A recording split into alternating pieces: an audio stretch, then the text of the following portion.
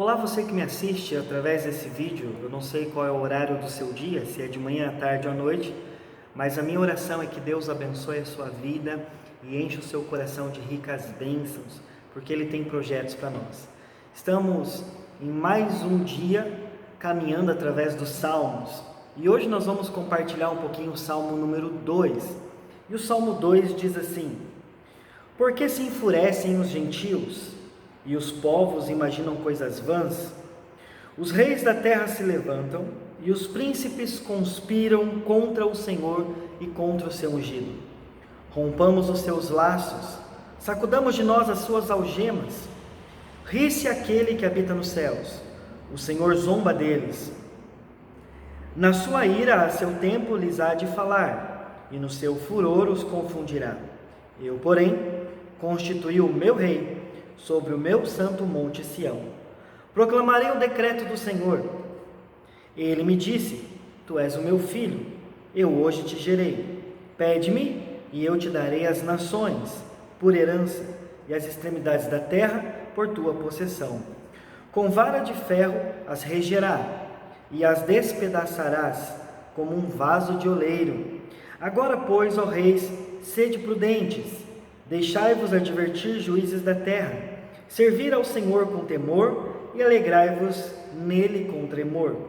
Beijai o filho, para que não se vos irrite, e não pereçais no caminho, porque dentro em pouco se lhes inflamará a ira. Bem-aventurados são todos os que nele se refugiam. Amém. O que eu quero compartilhar com você em relação a esse Salmo número 2 é um alerta que Deus faz para o seu povo, um alerta que Deus nos faz. O Salmo número 2 é um alerta de Deus para cada um de nós. Esse salmo foi escrito pelo rei Davi. Ele é um salmo messiânico e ele aponta para o nosso Senhor Jesus Cristo. Esse salmo fala de um rei universal, um rei que vai governar todas as nações. E o trono dele foi estabelecido para sempre, ou seja, esse salmo se refere ao Messias, ao Senhor Jesus, aquele que governará sentado no trono para todo sempre. Esse salmo foi escrito como um alerta, queridos. É o Senhor nos alertando, algo que foi feito para que nós possamos ouvi-lo. Então, que a gente possa abrir o nosso entendimento e o nosso coração e ouvir aquilo que Ele tem para falar conosco. O Salmo número 2, ele apresenta para nós quatro vozes que nós precisamos ouvir. E por que nós precisamos ouvir? Porque nós precisamos compreender o que Deus quer de nós e aonde Ele quer que nós cheguemos. Ele quer que nós compreendamos os planos, os sonhos, os projetos que Ele tem preparado para nós. E a primeira voz que esse salmo nos apresenta é a voz das nações, ou seja, uma voz de conspiração. Você é uma pessoa que nega os princípios e os valores do reino de Deus? Era isso que as pessoas estavam fazendo nesse salmo, quando você lê o versículo 1 ao 3. Eles estavam querendo deixar o caminho do Senhor, estavam enfurecidos com aquilo que Deus estava fazendo. E Davi, quando ele começa escrevendo, ele faz uma pergunta: por que se enfurecem as nações contra Deus e contra o seu ungido? Davi fica admirado e até intrigado para saber por que aquelas nações que foi tão cuidada por Deus, porque foi tão agraciada e abençoada com o Senhor, com todos os bens materiais e com as coisas, como uma nação pode abandonar a Deus? Mas sabe, queridos, a voz das nações é uma voz muitas vezes de conspiração. Quando Davi pensa em tudo que Deus havia feito por eles, e aquilo que Deus havia feito pelas nações, e como Deus foi misericordioso e abençoou o povo, como as pessoas poderiam se rebelar contra Deus e abandoná-lo? Deus sempre supre nossas necessidades. Ele nos guia, Ele nos guarda com a nossa vida, e Ele envia o Salvador, o Senhor Jesus Cristo, e Ele fez isso para nos dar a vida eterna. Mesmo com todo esse cuidado, a Bíblia ainda registra rebeliões. A Bíblia ainda registra pessoas que estão agindo com tolice e com ações inúteis diante do Senhor. Sabe? Eles estão agindo contra muitas vezes a vontade do próprio Criador. Líderes, governantes, muitas outras pessoas querem romper com os vínculos que um dia tiveram com o Senhor. E o nosso mundo atual tem procurado romper dia após dia o seu vínculo, o seu relacionamento com Deus e com o Senhor, Criador de todas as coisas. As nações conspiram contra Deus. Toda essa rebelião é inútil diante do Senhor.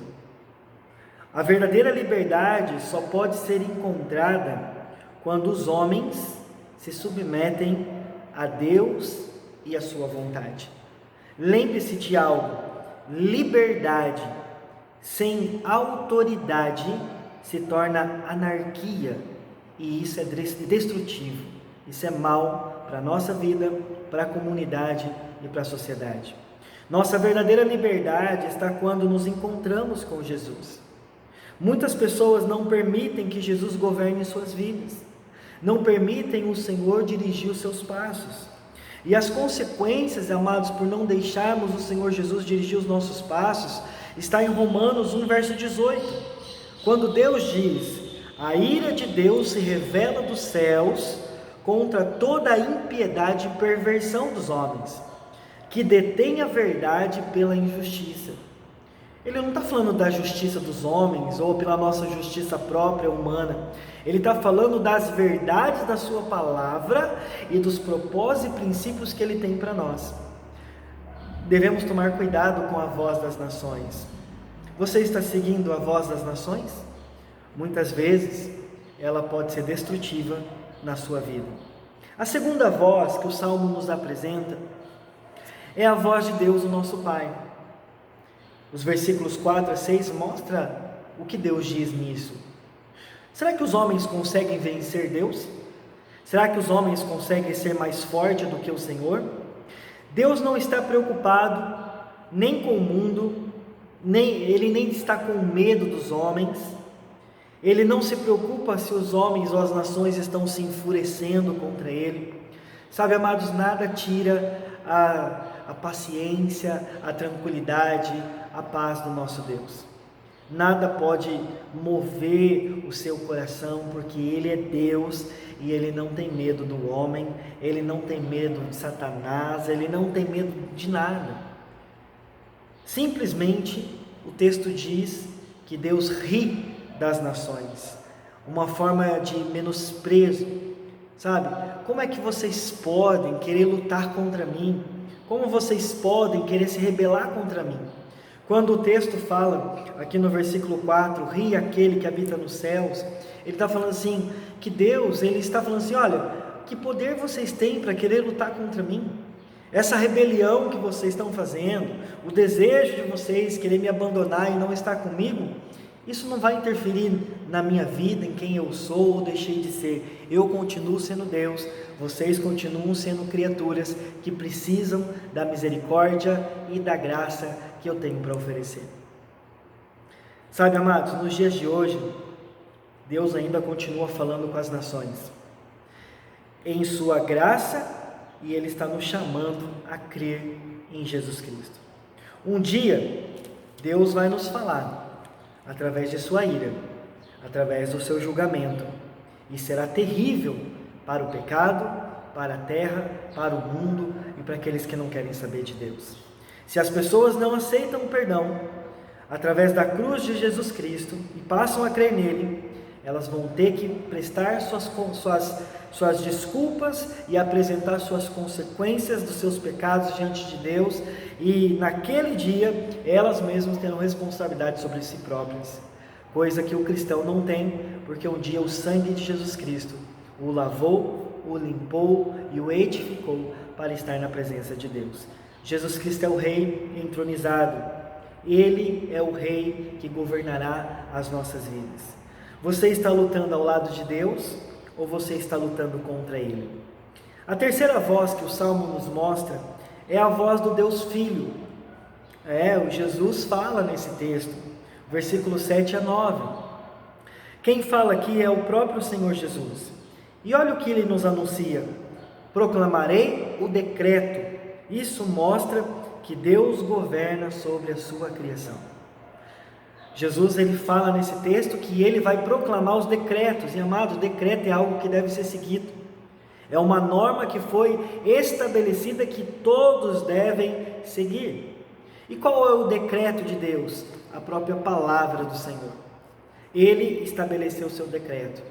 Cabe a mim, cabe a você a seguir a sua direção. Lembre-se, passarás os céus e a terra, mas as palavras do Senhor jamais passarão.